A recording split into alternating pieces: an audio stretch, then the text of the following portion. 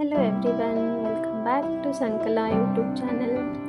So ಇವತ್ತು ನಿಮ್ಮ ಮುಂದೆ ನಾನು ಉತ್ತರ ಕರ್ನಾಟಕದ್ದು ಆರೋಗ್ಯಕರ ರೆಸಿಪಿ ಅಂತಲೇ ಹೇಳ್ಬೋದು. ಆಮೇಲೆ ಉತ್ತರ ಕರ್ನಾಟಕದ್ದು ಇದೊಂಥರ ಸ್ಪೆಷಲ್ ರೆಸಿಪಿ ಅಂತಲೇ ಹೇಳ್ಬೋದು, ತಾಲಿಪಟ್ಟು. ಸೊ ತಾಲಿಪಟ್ಟು ಮಾಡೋದು ಯಾವ ಥರ ಅಂತ ಹೇಳಿಬಿಟ್ಟು ನಾನು ಈ ವಿಡಿಯೋ ಮುಖಾಂತರ ತೋರಿಸ್ಕೊಡ್ತೀನಿ.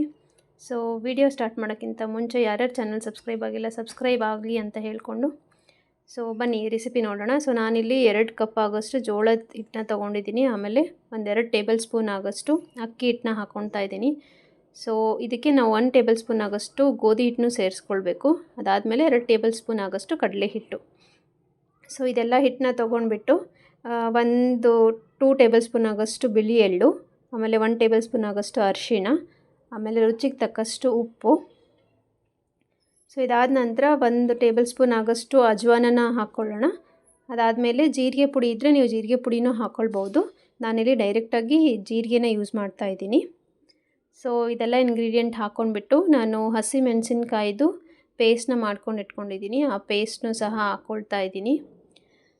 ಸೊ ಹಸಿಮೆಣಸಿನ್ಕಾಯ್ದು ಪೇಸ್ಟ್ ಹಾಕಿದ್ರೇ ಚೆನ್ನಾಗಿರುತ್ತೆ. ಆಮೇಲೆ ಸೊಪ್ಪು ನೀವು ಯಾವುದಾದ್ರೂ ಸೊಪ್ಪಿದ್ರೂ ಯೂಸ್ ಮಾಡ್ಕೊಳ್ಬೋದು, ಲೈಕ್ ಮೆಂತ್ಯ ಸೊಪ್ಪು ಅಥವಾ ಸಬ್ಬಸಿಗೆ ಸೊಪ್ಪು. ಸೊ ನಾನಿವತ್ತು ಮಾಡೋ ತಾಲಿಪಟ್ಟಿಗೆ ಸಬ್ಬಸಿಗೆ ಸೊಪ್ಪನ್ನ ಯೂಸ್ ಮಾಡ್ತಾ ಇದ್ದೀನಿ.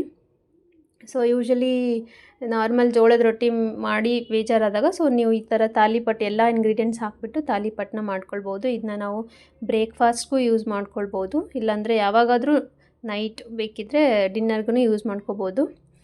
ಸೊ ಇದೆಲ್ಲ ಹಾಕ್ಕೊಂಡ್ಬಿಟ್ಟು ನಾನು ಕಲಿಸ್ಕೊಂಡು ಒಂದು ಬಿಗ್ ಸೈಜು ಈರುಳ್ಳಿನ ಚಿಕ್ಕದಾಗಿ ಹೆಚ್ಚಿಟ್ಕೊಂಡಿದ್ದೀನಿ, ಅದನ್ನ ಸೇರಿಸ್ಕೊಳ್ತಾ ಇದ್ದೀನಿ. ಸೊ ಇದು ಹಾಕಿಬಿಟ್ಟು ಫಸ್ಟು ಹಿಟ್ಟಿಗೆ ಒಣಗಿರೋವಂಥ ಹಿಟ್ಟಲ್ಲೇ ಎಲ್ಲ ಇಂಗ್ರೀಡಿಯೆಂಟ್ಸು ಚೆನ್ನಾಗಿ ಕಲಿಸ್ಕೊಳ್ಬೇಕು ನಾವು. ಸೊ ಇದೆಲ್ಲ ಐಟಮ್ಸು ಚೆನ್ನಾಗಿ ಕಲಿತಾದಮೇಲೆ ತಾಲಿಪಟ್ಟಿಗೆ ನಾವು ಹಿಟ್ಟನ್ನ ರೆಡಿ ಮಾಡ್ಕೊಳ್ಬೇಕು. ಸೊ ಇಲ್ಲಿ ನೋಡ್ತಾ ಇದ್ದೀರಲ್ವ ನಾನು ಯಾವ ಥರ ಎಲ್ಲ ಇಂಗ್ರೀಡಿಯೆಂಟ್ಸ್ನೂ ಕಲಿಸ್ಕೊಳ್ತಾ ಇದ್ದೀನಿ ಅಂತ. ಕಲಿಸ್ಕೊಂಡಾದ ನಂತರ ಸ್ವಲ್ಪ ನೀರು ಹಾಕ್ಕೊಂಡ್ಬಿಟ್ಟು ಚೆನ್ನಾಗಿ ನಾದ್ಕೊಂಡು ಹೋಗಬೇಕು ಹಿಟ್ಟನ್ನ. ಸೊ ಯೂಶ್ವಲಿ ತಾಲಿಪಟ್ಟು ರೆಸಿಪಿ ತುಂಬಾ ಫೇಮಸ್ಸು ಉತ್ತರ ಕರ್ನಾಟಕದ ಸೈಡು. ಮನೇಲಿ ಯಾವುದಾದ್ರೂ ಸೊಪ್ಪಿದ್ರೂ ಸಾಕು ಸೊ ತಾಲಿಪಟ್ಟನ್ನ ಮಾಡ್ತಾರೆ. ಹೋಪ್ ನೀವು ಯಾವತ್ತಾದರೂ ತಾಲಿಪಟ್ಟನ್ನ ಟೇಸ್ಟ್ ಮಾಡಿದ್ದೀರಿ ಅಂದ್ಕೊಳ್ತೀನಿ. ಸೊ ತಾಲಿಪಟ್ಟು ಬದಲು ಉತ್ತರ ಕರ್ನಾಟಕದ ಸೈಡು ಇನ್ನೊಂದು ಚಿಕ್ಕ ಶೇಪಲ್ಲಿ ಬರುತ್ತೆ, ಅದನ್ನ ನಾವು ಸಂಡಿಗೆ ಅಂತ ಹೇಳ್ತೀವಿ.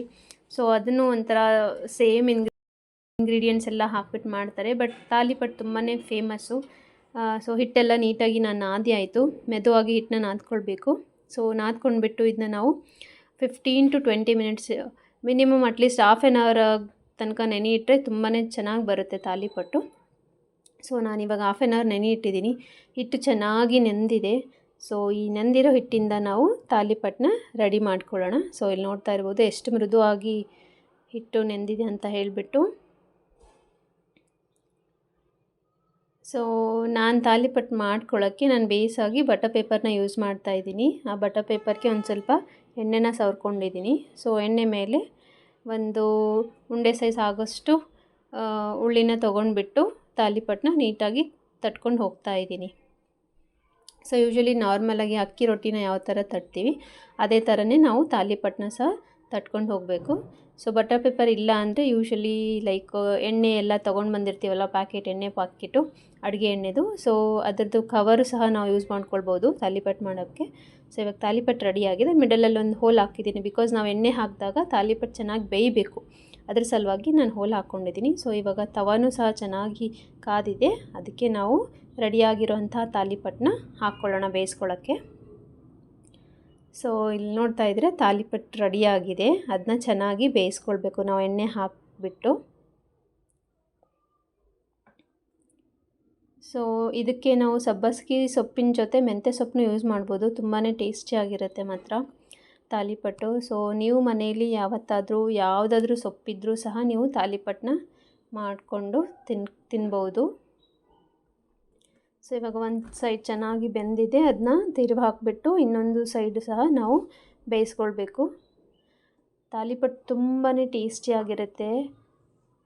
ಸೊ ಯಾವಾಗಾದರೂ ಡೈಲಿ ಉತ್ತರ ಕರ್ನಾಟಕ ಸೈಡು ಯಾವಾಗಲೂ ನಾವು ಜೋಳದ ರೊಟ್ಟಿ ಕಂಪಲ್ಸರಿ ಇರುತ್ತೆ. ಸೊ ಜೋಳದ ರೊಟ್ಟಿ ಯಾವಾಗಾದರೂ ಬೇಜಾರಾದಾಗ ಈ ಥರ ಎಲ್ಲ ಇಂಗ್ರೀಡಿಯೆಂಟ್ಸ್ ಹಾಕಿಬಿಟ್ಟು ತಾಲಿಪಟ್ಟನ್ನ ಮಾಡ್ಕೊಂಡ್ಬಿಟ್ಟು ತಿಂತಾರೆ. ಸೊ ತಾಲಿಪಟ್ಟು ಮಾಡೋದು ತುಂಬಾ ಸುಲಭ. ಯೂಶ್ವಲಿ ಕೆಲವೊಬ್ಬರು ನೈಟ್ ಉಳಿದಿರೋಂತಹ ಸಾಂಬಾರು ಅದೇನಾದರೂ ಇದ್ದರೆ ಅದನ್ನು ಸಹ ಇದು ತಾಲಿಪಟ್ಟು ಮಾಡಬೇಕಾದ್ರೆ ಹಾಕ್ಕೊಂಡ್ಬಿಟ್ಟು ಮಾಡ್ಕೊಳ್ತಾರೆ.